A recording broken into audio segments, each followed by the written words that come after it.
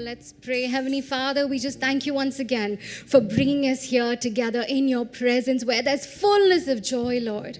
I surrender myself into your hands, O Lord.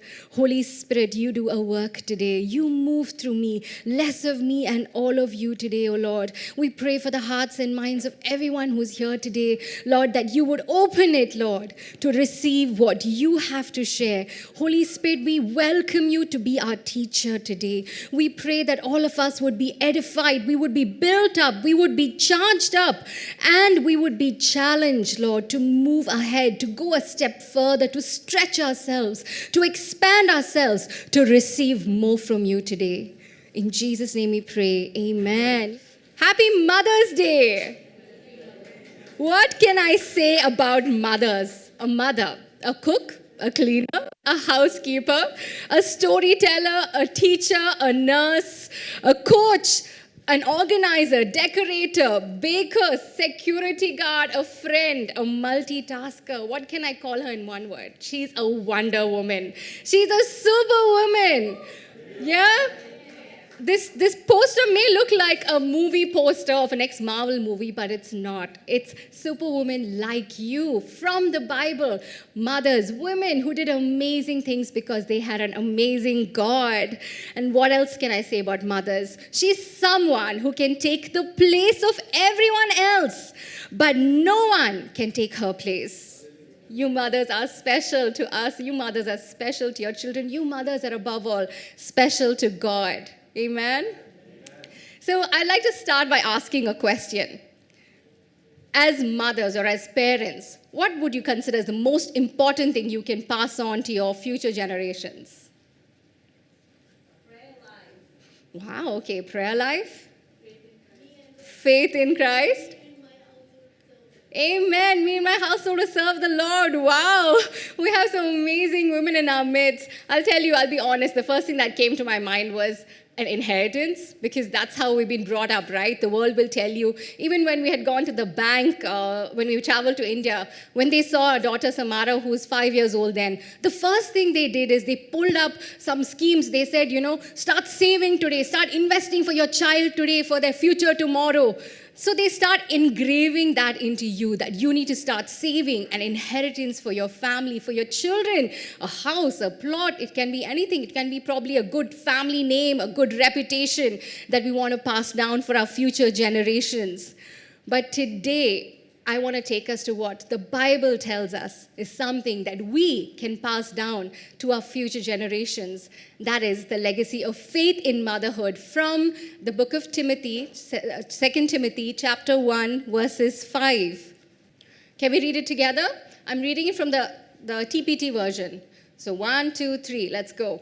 I'm filled with joy as I think of your strong faith that was passed down through your family line. It began with your grandmother Lois, who passed it on to your dear mother Eunice, and it's clear that you too are following in the footsteps of their godly example. Have you ever considered faith being passed down? That was news to me. When I saw this, I'm like, I've heard of, we can pass down a prayer life, we can pass down an inheritance, but something about faith being passed down, it caught my attention. And I tried to look up another translation, and it calls it honest faith, rich faith that has been handed down. Another version says sincere faith, a faith that dwelled first in your grandmother, then to your mother, and now dwells in you as well. A strong faith that has been passed down, it has been handed down. So what is faith to talk about? Faith is, the best example we can find for the definition of faith is from Hebrews 11:1. Now faith is confidence in what we hope for and assurance for what we do not see. Faith is a confidence. Faith is an assurance. It's a confidence and assurance in our God. Now, the root word for faith in the Greek is pistis, that word. The root word for faith is peto, which means to persuade or to be persuaded. And the core meaning for this word is divine persuasion. So, in other words, what is faith? Faith is you and me being divinely persuaded by who God is, by what God has said in His word, knowing that He is a God who keeps His promise. I like some quotes that I read about faith. Faith is seeing light with your eyes when all you see around is darkness. Faith is taking the first step when you don't see the whole staircase. Faith is something that will give you the strength to keep moving forward when everything else tells you to stop and quit. Faith is not believing God can, but faith is knowing that He will. I like how Martin Luther describes faith. Faith is a living, daring confidence in God's grace, so sure and certain that a man could stake his life on it 1,000 times. In other words, there is only plan A, and that's God all through. There is no plan B. That's faith. So, how did Lois and Eunice, two mothers and a grandmother, pass down such faith that it impacted their third generation, Timothy? The key is found in the same verse. At the end of the verse, it says, by their godly example. By their godly example, they were able to influence the third generation. And I stopped at that and I was like, wow, mothers have such a godly influence to influence their children. And I started searching the scriptures to find out what else I can learn about the mothers in the Bibles. And I can tell you there are some profound lessons we can learn because there are some amazing stories from the Bible about mothers, ordinary mothers like you and me, who faced challenges just like we would, but the difference was they trusted in a God of impossibilities and they made a huge impact in their future generations, leaving a legacy of faith. So let's get started. To make it easy for us to remember, M-O-T-H-E-R. So the first one, M is for model. Model a godly life like Naomi. Many of us know the story of Naomi and Ruth. You turn back to the Old Testament, the book of Ruth. We learn about Naomi who leaves her home country, goes to a pagan land because there was famine in her land, and along the way, her husband dies, her children pass away. She's left with nothing besides her two daughter-in-laws, and she has nothing to offer them. And she tells them, you know what? Just leave. Go back to your family. Go back to your house. Go back to your God and your people, because I have nothing to offer you. If you all don't know the story of Ruth and Naomi, or if you all want to know more, I'd like to encourage you to join our ladies group because this is what we are learning about, and it's amazing the things that we can learn from their stories. So I like what Ruth replied when Naomi said, leave, go, go back. I have nothing. I don't have sons. You don't have children. Just go back and start over again. And this is Ruth's reply. Ruth replied, don't ask me to leave you and turn back. Wherever you go, I will go. Wherever you live, I will live. Your people will be my people, and your God, my God. Can you imagine somebody saying that to you? Hey, you know what? I'm willing to leave everything. That's what Ruth did. She was willing to leave her family. She was willing to leave her gods. She was willing to leave her past, everything behind. Because of one thing, which I believe is a godly example that Naomi said to her. Naomi just went through loss, right? So she would have been in grief. She would have been experiencing pain. She would have been in sorrow. But in the midst of that, you don't see Naomi saying, daughters, come with me. I have nobody else to look after me. Who's going to cook for me? Who's going to clean for me? She never thought of that. She put others ahead of her. And she said, daughters, you go. You start a new life. You get something new going for you. And I love that about Naomi. Naomi manifested the love and attributes of the Lord so strongly in her life that Ruth wanted what she had. She wanted her God. I like this quote I read about children, that children are great imitators. So give them something great to imitate. I don't know if I believe most of y'all would have experienced this, like your children wearing your clothes, and especially your shoes, and just walking around the house. Or, maybe your daughter's quietly in the corner with lipstick all over their face because they've seen you do that. So they just wanted to imitate you. Or maybe you said a word and they picked that word up and kept repeating that word, and you're like, oh no, I shouldn't have said that. But that's happened to us. So maybe that's happened to you too. Children are great imitators. They are like sponges. They pick up everything. And that's what Ruth did when she spent her time with her mother-in-law. She picked up these things from Naomi that she didn't see anywhere else with anyone else. And she said, I want that. I know today's message is mainly catering to mothers, but I like what Paul says, and he doesn't limit this to mothers alone. It's for everyone seated here, young, old, men, women. Paul says, imitate me, just as I also imitate Christ. You and I have a responsibility to model Christ in everything that we do. We need to set that godly example, and it begins at home in front of our children. Because if we can't put up a godly example at home, what we'll be coming out and doing is just pretense. So let's take our masks off and let's portray a godly example. I like even what 2 Corinthians 5:20 says. Now then, we are ambassadors for Christ. That's such a powerful word. An ambassador is the second most powerful representative of a country. And the ambassador has a mandate. Ambassador doesn't just come to another country. They come for a specific purpose to make sure they take care of all the things related to the country. And they have a message. And that's the message we have as well. In the rest of the verse, Paul says, as though God were pleading through us, we implore you on Christ's behalf, be reconciled to God. As ambassadors of Christ, this is our mandate. We are to be reconciling people to God. We are to be calling back our children, calling back our family members and tell them, hey, come back to God. And more than words, people pick up by sight. So the best way we can make an example and a difference is by modeling a godly lifestyle like Naomi did. Naomi's example in the midst of pain, loss, and misery led Ruth to leave everything behind. And because of Naomi's example, her step of faith in God, despite all that she went through, 3 generations later, a giant slayer, a king after God's own heart was born through her family line. Naomi and Ruth impacted a generation. King David was born from them. Like Naomi, let us make a conscious decision today to model a godly example and see God turn our misery into a ministry. Next one, M-O. O is overcome like Sarah.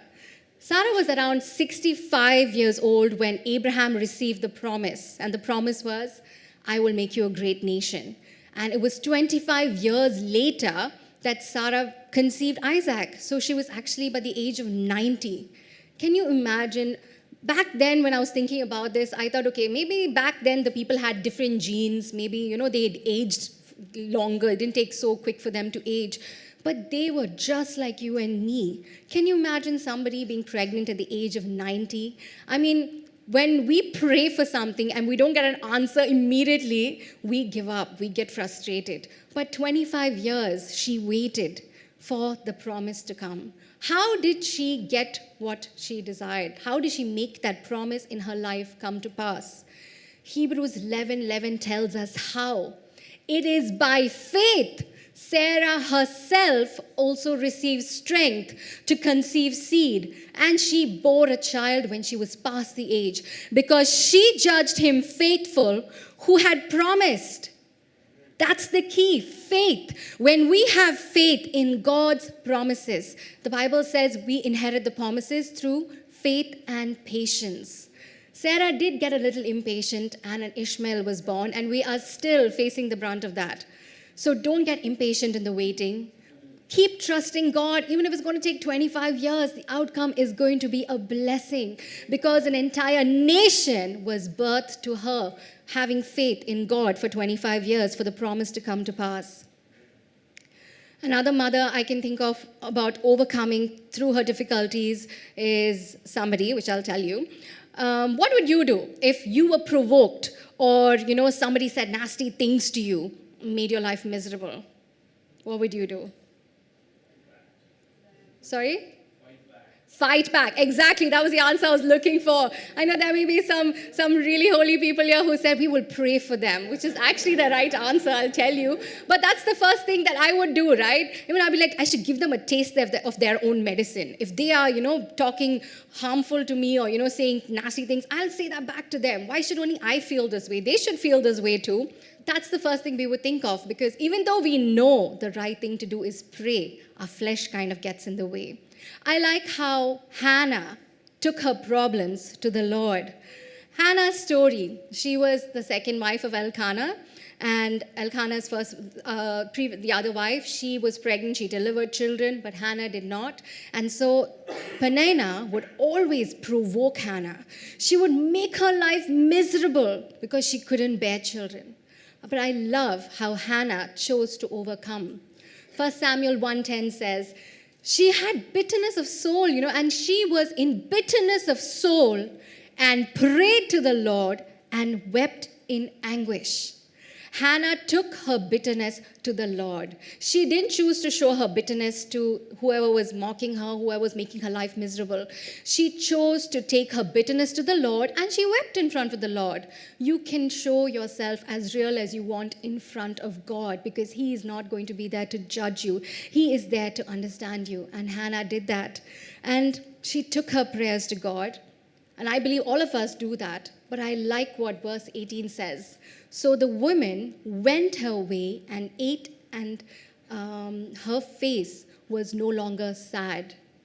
I mean, this should be our response after we pray. We go into our prayer closet, we're on our knees, we're crying, giving our petition to God, and then we come up, we dry our tears, we walk up with our shoulders high, we walk out with a smile. Why?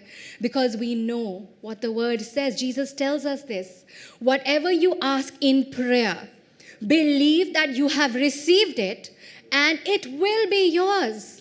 I mean, some of us find it difficult. I have been there. I go pray and I come out and people ask me what happened, and I'll be like, keeping on repeating like a stuck record, the thing that I went through, the trouble that I'm going through, which is fine to share your burden with one another.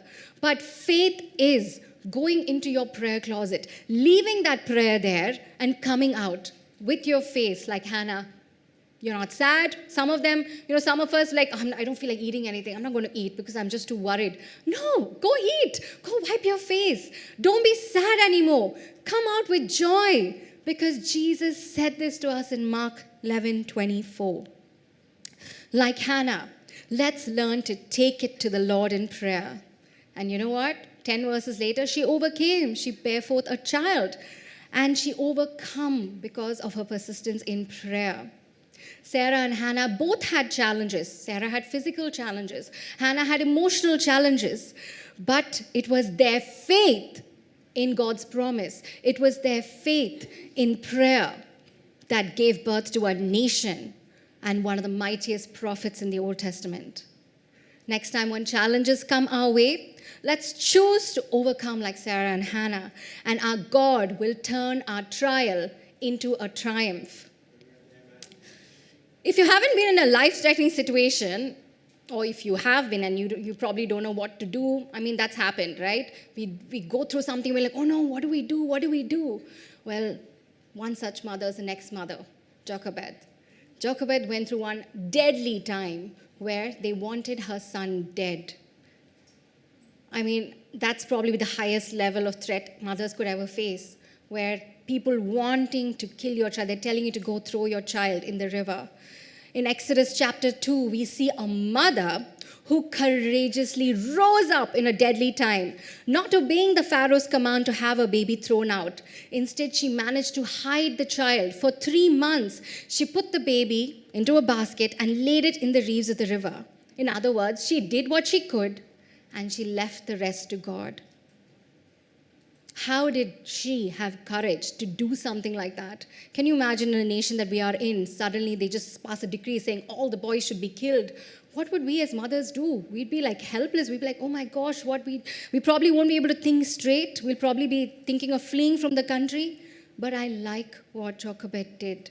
And Hebrews 11:23 tells us how she did what she did. By faith, Moses' parents hid him for 3 months after he was born because they saw he was no ordinary child and they were not afraid of the king's edict. By faith, Jochebed was able to do what she did because she saw there was something in her child and she didn't care what anyone else said. If God gave her that child, then she's going to submit that child back again to God, submit that problem back again to God, and trust that after she's done everything she could, she knew God would do the rest. Faith gives us the courage to take scary leaps that seemingly make no sense, yet while maintaining trust when we cannot see the outcome. Our God specializes in turning things around. What are the chances that the basket that she laid in the river went straight to the Pharaoh's daughter? I mean, think about this. The same people, the same household who gave a verdict to kill her son was the same household who picked up that child, who gave it back to her, gave her the money to nurse the child, and brought that child up. To our human sense, that just doesn't make sense. But that's our God. He specializes in making a way where there seems to be no way.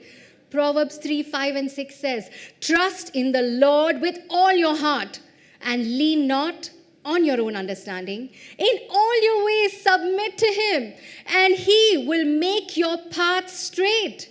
It's not for you and me to make our path straight. You and me, our job is to trust God like Jochebed did. And God will make our path straight for us. We don't need to know how it's being done. We just need to know that once he's in control, he will make it happen. So let's trust like Jochebed.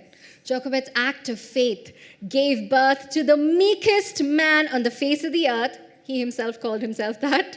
Israel's first deliverer and the author of the first 5 books, Moses. No matter what the world throws at us, let us trust God to turn that test into a testimony. Now we finished M-O-T, on to H. H is humble like Mary. In the New Testament, we see that an angel of the Lord comes to a very young Virgin Mary with a message and a plan. And the angel says in Luke 1:31-33, "And behold, you will conceive in your womb and bring forth a son, and shall call his name Jesus. He will be great and will be called the Son of the Highest, and the Lord God will give him the throne of his father David, and he will reign over the house of Jacob forever. And of his kingdom there will be no end." An angel of the Lord came to Mary with a plan for a child who is yet to be born but is going to be conceived in her womb. We see something similar happening even in the Old Testament. Manoah's wife in Judges 13:4-5. "Now therefore, please be careful not to drink wine or similar drink, and not to eat anything unclean. For behold, you shall conceive and bear a son, and no razor shall come upon his head. For the child shall be a Nazarite to God from the womb, and he shall begin to deliver Israel out of the hand of the Philistines." We see something similar here. An angel of the Lord comes to these mothers who don't even have children yet in their womb, but declares this plan over them. It just made me wonder, what if Mary said, "I'm too young. I haven't even got married. I haven't gone on my honeymoon. I don't want to have a child right now. What kind of name is Jesus? I haven't heard this name before. If I have a son, I want to name him Abraham, like the patriarch of the old. And I want my son to be a lawyer." And can you imagine what if Mary would have had such thoughts? Or what if Manoah's wife had a thought? The angel said, "You should not be drinking something, wine or something similar. You should not be eating anything unclean." And she would say, "I'm pregnant. I have cravings. What do I do about that? I don't want my son to have long hair. He would look like a girl." I mean, these could have been thoughts that they had, and they could have said no to the angel. In today's age, if the angel came to us, I mean, that's the first thing, like, "What? You want my son to be a missionary? But I want him to be a famous businessman, or I want him to be the best engineer or the doctor in town." That could probably be our thinking, because even before the child comes out, we have already planned their future for them. But I love how these two mothers, they humble themselves to God's plan. They humble themselves to hear what God had to say about their children who were to be born. And they said yes to God. As mothers, we have great plans for our children, but we need to remind ourselves that we are only stewards of our children. We are only caretakers of them. Our job is to bring them up in the Lord. These two examples teach us that even before our child is conceived in our womb, God has a plan for them. Today, we may not be having angels visiting us. That would be scary. But we have the Word of God, and we have the inward witness of the Holy Spirit to tell us the plans God has for our children. I love what Mary says in Luke 1:38. Behold, the maidservant of the Lord, let it be to me according to your word. How many of us are going to be bold today and tell the Lord, Lord, if you want my son to be a missionary in Africa, be it. Let it be to my son according to your word. If God wants to tell you something that you need to let go of your child and trust me, say, Lord, let it be to me according to your word. And that takes humility. Ordinary women, just like you and me, they created history through their acts of faith by humbling themselves to the point of obedience to what God had to say. So we're done with M-O-T-H-E. Have you ever been compared in your life with somebody else? And the other person was always found better. Usually comparison happens between siblings, right? Or you've gone through betrayal, or you've been unloved. Then you would be able to relate with our next mother, Leah. Genesis 29 introduces Leah this way. Now Laban had 2 daughters, and the name of the elder was Leah, and the name of the younger was Rachel. Leah's eyes were delicate, but Rachel was beautiful of form and appearance. Other translation says Leah had dull eyes, she had weak eyes, she had soft eyes. But in other words, she was growing up being compared to her sister. And I'm pretty sure that would have strained relationships between them. And we all know the night of her wedding, her sister's wedding, her father pushes her instead to go sleep with her sister's husband. She would have felt betrayed. I know I would have felt betrayed if I was forced into something. I don't even love this guy. My sister loves this guy. And why would I want to go get married to him? So she was betrayed by her own father. Needless to say, when Jacob woke up and realized that it was Leah, not Rachel, she's there again. Verse 30 says, he loved Rachel more than Leah. Leah was unloved. But despite all that she went through, that all of us go through, we see Leah choosing to endure. And Genesis 29, 31 to 35 talks about her story. So there's Leah going through all these emotions, all these trials. The Lord saw, verse 31. The Lord saw that Leah was unloved. He opened her womb, but Rachel was barren. We have a God who sees. You may be weeping alone when nobody's watching, but we have a God who sees. Verse 32 says, Leah conceived and bore a son, and she called his name Reuben, for she said, the Lord has surely looked on my affliction. Now, therefore, my husband will love me. I don't know if it's just in the Indian system, but generally when couples go through problems, the parents would say, have a child. All your problems will change. Everything will be solved. Well, I guess that's what, no, okay, she's not Indian, so maybe that happens in other nations as well. That's what Leah did, right? She thought, okay, my husband's not loving me. Maybe if I have a child, things will get better in our family. The word affliction is also translated humiliation and suffering, misery, oppression, and sorrow. In the midst of that, Leah believed that God could change things, so she gave birth to a son. But did things change?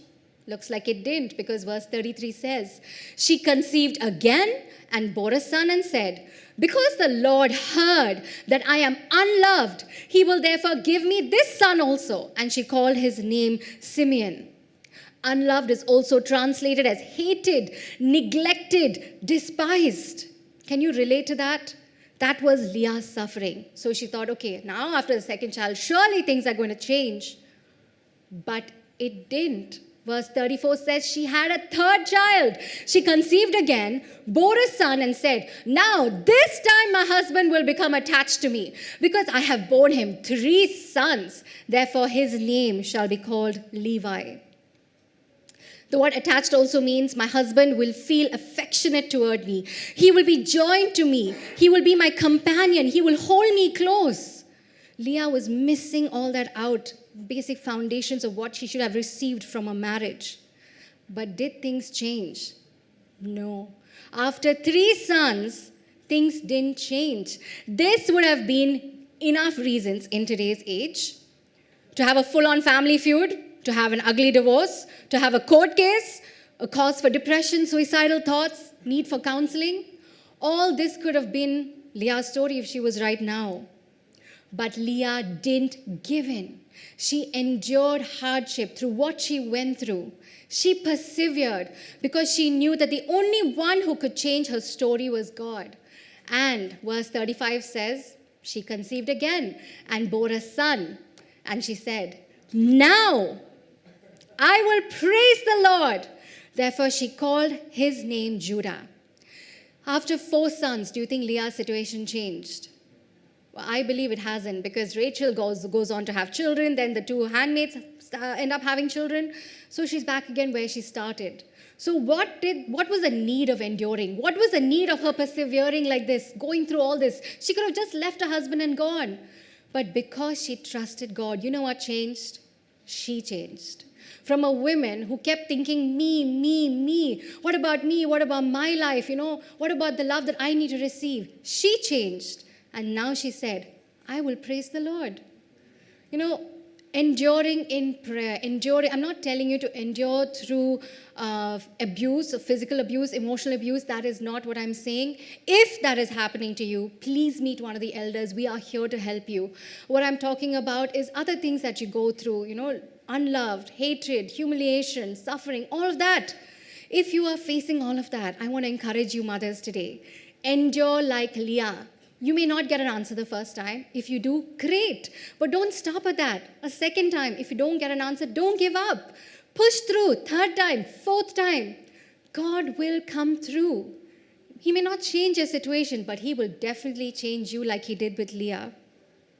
Leah's act of faith and enduring resulted in her giving birth to the most powerful and most important tribe of Israel, which produced great kings like King David and Solomon, and the greatest King of Kings, the Lion of the tribe of Judah. See her endurance. The result, it didn't come immediately, but it came years later. It affected generations, and today we're still talking about her. May God turn us from victims like Leah to victors like he did, as we choose to endure and persevere, knowing that he is faithful. 1 John 5:4 says, for whatever is born of God overcomes the world, and this is the victory that overcomes the world, our faith. Our faith is the key for us mothers to move on and move past and to overcome. The last alphabet, R. Right. And mother's always right. Well, no. Actually, R stands for righteous like Rahab. I know we usually don't think about Rahab as a mother. The first thing that comes to our mind, at least my mind, was Rahab the prostitute. But I want to talk about her in the book of Joshua, chapter 2. We read the story of a woman who came from a cursed nation. She was destined for destruction, but her life turned around because of something she heard, and she put her faith and trust in that. Let's read Joshua chapter 2, verses 10 to 11. It says, we have heard how the Lord dried up the water of the Red Sea for you when you came out of Egypt. This is Rahab talking to the 2 spies that were sent to spy out her land. She's telling the spies that we have heard how your Lord has dried up the waters of the Red Sea when you came out of Egypt. When we heard it, our hearts melted in fear, and everyone's courage failed because of you. For the Lord your God is God in heaven above and on the earth below. She heard something about a God who did amazing things. What comes by hearing? Faith. Romans 10:17 says, faith comes by hearing the word of God. Rahab heard something about a God who does mighty things, who does miracles. And Hebrews 11:31 says, by faith, the prostitute Rahab, because she welcomed the spies, was not killed with those who were disobedient. Rahab put her faith in God, a faith that led her to hide the spies despite her life being at risk. She was able to lead even her family to safety because of the decision she made to put in a God that she heard of. That's why it's important for us to hear God's word. The more we hear God's word, the more we can trust him, and the more we can entrust things into his hand. James chapter 2 verses 25 goes on to talk about Rahab. In the same way, was not even Rahab the prostitute considered righteous for what she did when she gave lodging to the spies and sent them off in a different direction? What is righteousness? How is Rahab made righteous? Righteous is right standing with God. You would think that her past, being a prostitute, would not give her right standing with God. How can she go boldly to God because of her past? You may think that, your past is probably stopping you from going to God. There are times that I, as a mother, have messed up. And I would go to God, and the enemy would tell me, God's not going to hear your prayers because you messed up, so you're going to face the brunt of it. If the enemy has lied to you that way, I want to break that lie. I want to tear down that lie today with this truth, which says that if Rahab, despite her past, from being a pagan nation, from being a prostitute, God could make her righteous through faith, how much more you and I, who have been made righteous by the blood of Jesus. Don't let the enemy stop you from going boldly to God. Hebrews 4:16 says, let us therefore come boldly to the throne of grace, that we may obtain mercy and find grace to help in time of need. Mothers, take your problems to God. Go boldly in there. It doesn't matter if you messed up. God does not look at your past. He looks at the now. He's not the God of the past. He's the God of the now because he's outside of time. Romans 1:17 says, the righteous shall live by faith. You and I have been made righteous. So we live by faith and we go boldly to God with whatever issues we're facing. From a prostitute in the book of Joshua to the mother of Boaz who married Ruth, our God changed her label to the extent that her name is in the hall of faith in Hebrews. Wow, that's our God. So, M-O-T-H-E-R, mother. Mothers, do we realize how powerful we are and what a great impact and influence we can make for generations to come if we walk by faith, by leaving a godly example of faith for our children? Can you imagine the opposite? If there was no Naomi who modeled a godly example, there wouldn't be a Ruth to follow after her. There would be no great-grandson David to bring down the uncircumcised Philistine. There wouldn't be Psalms and what comes with David's family, Proverbs, Song of Solomon, Ecclesiastes. All those books of the Bible would not be there if Ruth would not have followed Naomi's godly example. What if there was no Sarah or Hannah who overcame by faith? There would be no nation of Israel, nor would there be a mighty prophet Samuel. So then we'll have to remove the books of 1 Samuel, 2 Samuel, who talks about him from the Bible. If there was no Jochebed who put her trust in God, there would be no Moses and no first 5 books of the Bible. If there was no Mary to humble herself, can you imagine what things would have looked like? If there was no Leah who would have endured, do you know that Israel would have had only 4 tribes instead of 12? If there was no Rahab who knew she was righteous when she trusted God and she knew God would come for her rescue, even though she was on the outside, she was not in the family of God, she knew her position when she believed God, so Israel was able to enter their promised land. Mothers, we are this model. Not the runway model, you can be one too, but model of a godly lifestyle. We are overcomers. Let's trust God. Let's humble ourselves. Let's endure through trials and tribulations. Let's remember that we are righteous. I know it sounds, wow, that's a lot of things for mothers to do. But God knew we would need help, so he gave us the Holy Spirit. John 14:26 says, But the helper, who's also called our comforter, advocate, intercessor, counselor, strengthener, stand by, the Holy Spirit, whom the Father will send in my name, in my place, to represent me. He will teach you all things. He will help you remember everything I have told you. If you're like me, I don't like getting help from anyone. I like getting things done by myself. So I need to constantly remind myself that I don't need to do this alone, that God knew I needed help, so He gave me my 24/7 helpline, the Holy Spirit, to be our comforter, advocate, intercessor, helper. Ask the Holy Spirit for help, because all these things would be challenging for us if we try to do it on our own strength. All these examples that were shared from the past, they are lessons for our present, and they are hope for the future. Hope that we ordinary mothers, when we put our trust in an extraordinary God, He can turn everything around. He can turn us from a victim to a victor. He can turn our misery into a ministry. He can turn our trial into a triumph, our mess into a message, and our test into a testimony. I like 2 Timothy 4:7-8. Paul says, I have fought the good fight. I have finished the race. I have kept the faith. Now there is in store for me the crown of righteousness. This is what we mothers will do. When we put our faith in God, it's not about fighting principalities and powers. We wrestle with them. But the fight is against our faith, because the enemy is after our faith. He knows if he can put us and take us out of the position of faith, then we're defeated already. So let's stand our ground in faith. Let's fight the good fight. Let us finish the race. Let us keep the faith till the end. And God has a crown for you and me waiting out there. Not just for the mothers, the fathers too, because there is no limit to God's word. So you all can receive it as well. I like to wrap up this message by going back to the first verse that I began with. 2 Timothy chapter 1, verses 4-5.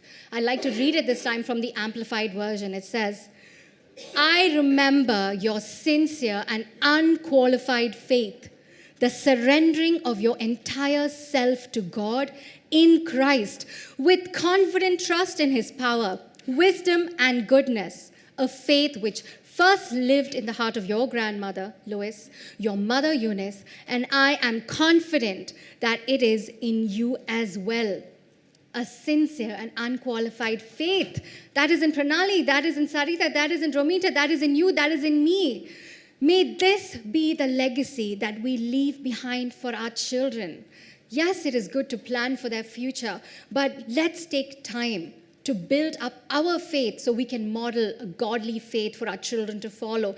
Let this be our story, sincere, unqualified faith in us when we surrender our entire self to God in Christ.